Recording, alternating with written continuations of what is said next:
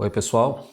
Na aula passada eu falei com vocês sobre o que é a física e o que a física estuda, para que serve a física.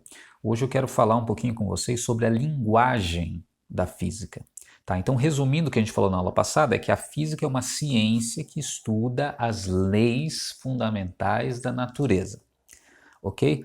Agora, qual a linguagem que a física usa para estudar as leis fundamentais da natureza? E essa é a parte que vocês mais gostam. A física é uma ciência que estuda as leis fundamentais da natureza, expressando-as, faltou na nossa definição, em linguagem matemática.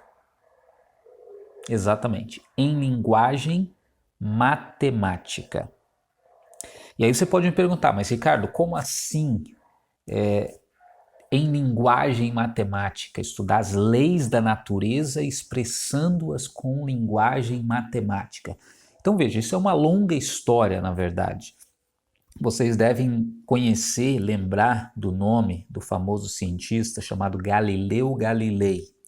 Galileu Galilei viveu no século XVI, ele nasceu em 1564 e ele foi praticamente um dos fundadores daquilo que nós chamamos hoje de ciência, um dos fundadores da ciência moderna. Ele foi um filósofo, na verdade, italiano, nasceu em Florença, viveu muitos anos em Pisa, na Itália, e ele foi matemático também, astrônomo, e ele ficou mais conhecido por conta da sua condenação no tribunal da Santa Inquisição da Igreja Católica, porque ele foi um dos mais influentes defensores do heliocentrismo.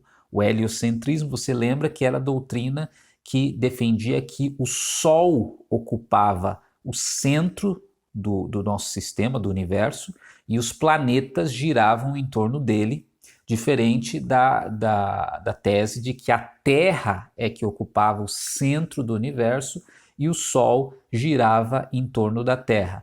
Então, Galileu defendeu que ocorria o contrário, o Sol estava no centro e a Terra girava junto com todos os planetas em torno do Sol.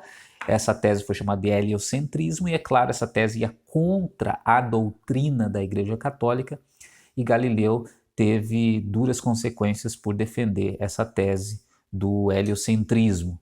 Então, ele ficou mais conhecido por causa disso, porque ele foi julgado pela Santa Inquisição, foi condenado, porque ele era uma pessoa muito influente, ele acabou não sendo condenado à morte, foi condenado à prisão domiciliar e ele morreu até os últimos dias dele, ele ficou em prisão domiciliar. Mas Galileu, na ciência, ele tem muito mais influência, não só por conta da questão do heliocentrismo, mas por conta das teorias físicas que ele desenvolveu, principalmente as teorias relacionadas ao movimento, à queda dos corpos e uma porção de coisas.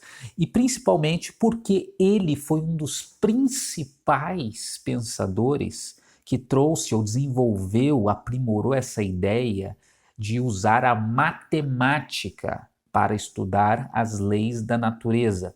Então ele mostrou como a lei que ele estava estudando na natureza, que era da queda dos corpos, poderia ser expressa por forma de uma linguagem matemática, por meio de uma equação matemática.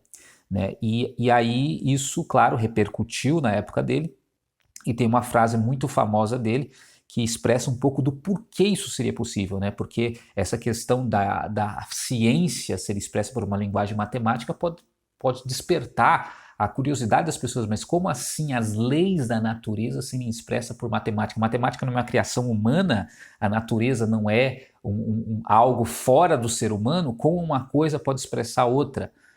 Como que funciona isso? E aí vem a tese de Galileu, que foi expressa em vários dos seus livros, que diz basicamente o seguinte, eu vou ler para vocês. O grandíssimo livro da natureza, Galileu falando, está escrito em linguagem matemática. Sim, em linguagem matemática. Os caracteres dessa linguagem do grande livro da natureza são triângulos, círculos e outras figuras geométricas, sem os quais se estará vagando para sempre em vão por um labirinto obscuro.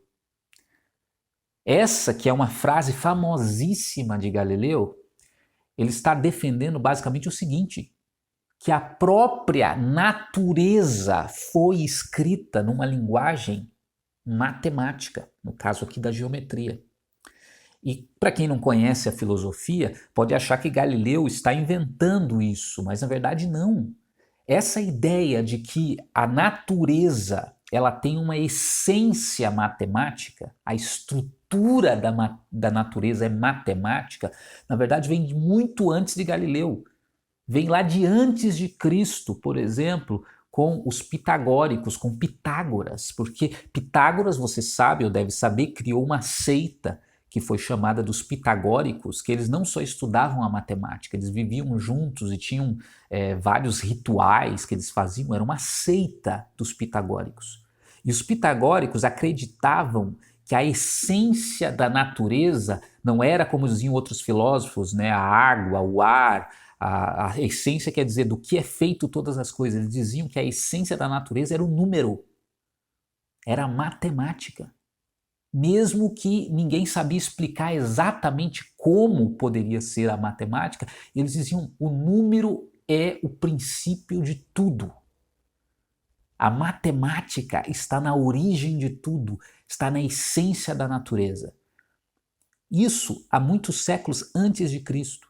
E depois um dos maiores filósofos gregos, Platão, que vocês já ouviram falar, também defendeu lá no seu livro Timeu que a estrutura da natureza é uma estrutura matemática, geometria, todas as coisas são feitas na sua essência mais particular, nas suas partículas mínimas, de formas geométricas. E aí ele fala de várias formas geométricas que compõem todo o universo.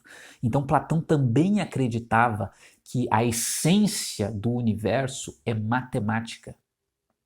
E Galileu, na verdade, quando ele começa a escrever e desenvolver suas teorias ali no século XVI, ele vai resgatar essa ideia antiga dos filósofos antigos, inclusive de Platão, que tinha sido esquecida na época dele. E ele traz de volta, mas não só traz de volta pensando do ponto de vista filosófico, ele traz de volta mostrando com experimentos como ele conseguia expressar a lei da queda dos corpos na superfície da Terra por meio de uma linguagem matemática. Então, depois que Galileu fez isso, muitos outros começaram a também usar a matemática para investigar a natureza. E Galileu colocou muitos desses princípios matemáticos nos seus livros, né? Eu devo ter por aqui algum deles, que é um livro que se chama As Duas Novas Ciências, aqui, livro de Galileu, sobre centro de gravidades, forças e percussões. Nesse livro aqui, ó, sobre duas novas ciências, Galileu colocou duas ciências que estudavam o movimento e mostrando como a matemática poderia ser utilizada para estudar a natureza. Então muitos outros começaram a seguir Galileu, estudar matemática também, Boyle, Mersenne, Huygens e vários outros, e começaram a descobrir coisas extraordinárias, e isso foi num movimento ascendente até chegar no ápice de tudo isso com o livro de Isaac Newton, Princípios Matemáticos da Filosofia Natural. E olha como Newton chama, também tem esse livro aqui, Princípios Matemáticos da Filosofia Natural. Então esse livrinho aqui pequenininho, ó, Princípios Matemáticos da Filosofia Natural. Tá aqui, ó. Princípios Matemáticos da Filosofia Natural, que basicamente o que Newton está defendendo nesse livro é que os princípios da natureza são matemáticos. E foi assim, portanto, que surgiu a ciência que nós estudamos hoje. A ciência que nós estudamos hoje, deixa eu acender uma luz aqui que está ficando escuro. A ciência que nós estudamos hoje é uma ciência matemática. Porque a própria natureza é matemática. Isso é extraordinário. Isso é inacreditável, a natureza ser matemática. Então, por isso que a física hoje usa essa ferramenta, essa linguagem, a matemática, para expressar, para entender os fenômenos. Então, basicamente, na prática, no dia a dia, cada lei da natureza, ou os fenômenos naturais, são expressos por equações matemáticas. Então, por exemplo, essa é uma equação, uma das mais famosas equações da física, foi a equação que foi desenvolvida por Albert Einstein, né? E igual a mc ao quadrado. Então, numa equação matemática, numa lei da natureza que é expressa numa forma matemática, cada letra, diferente da matemática, na matemática tem lá o x, o y, o z, e eu pergunto sempre o que significam essas letras na matemática? O que significam? A resposta é nada. Na matemática, x é x, é uma incógnita. Y é y, é uma incógnita. Z é uma incógnita. Mas na física, cada letra de uma equação representa uma grandeza que tem relação com o mundo concreto que nós vivemos. Então, nessa fórmula famosa de Einstein aqui, que é a fórmula da teoria da relatividade, E significa energia, M significa massa, C significa velocidade da luz. Então, cada uma dessas coisas tem uma relação correspondente no mundo físico. Está relacionado com uma lei da natureza. E o que é interessante de estudar a natureza representando as leis da natureza com linguagem matemática é que você daí pode tirar conclusões matemáticas usando a matemática que nós conhecemos, e essas conclusões levam a resultados físicos na natureza. Não é extraordinário isso? Então, por exemplo, nessa fórmula aqui, por exemplo, nós vemos que há uma correspondência entre massa e a energia no universo. Nós aprendemos que a velocidade da luz é a maior velocidade possível para qualquer corpo se deslocar. E nós aprendemos também que é possível viagem no tempo. Tudo isso nessa fórmula que Albert Einstein desenvolveu, mostrando as relações na lei que relaciona energia, massa e velocidade da luz. Então, com a matemática, que é a estrutura da natureza, nós conseguimos usar as ferramentas matemáticas para descobrir outras coisas da natureza que nós não conseguimos descobrir pela mera observação. E assim a ciência consegue avançar e avançar cada vez mais. Então, agora estou completando o nosso enunciado sobre o que é a física. A física é uma ciência que estuda as leis fundamentais da natureza, mas expressando elas com que linguagem? Estudando elas com que linguagem?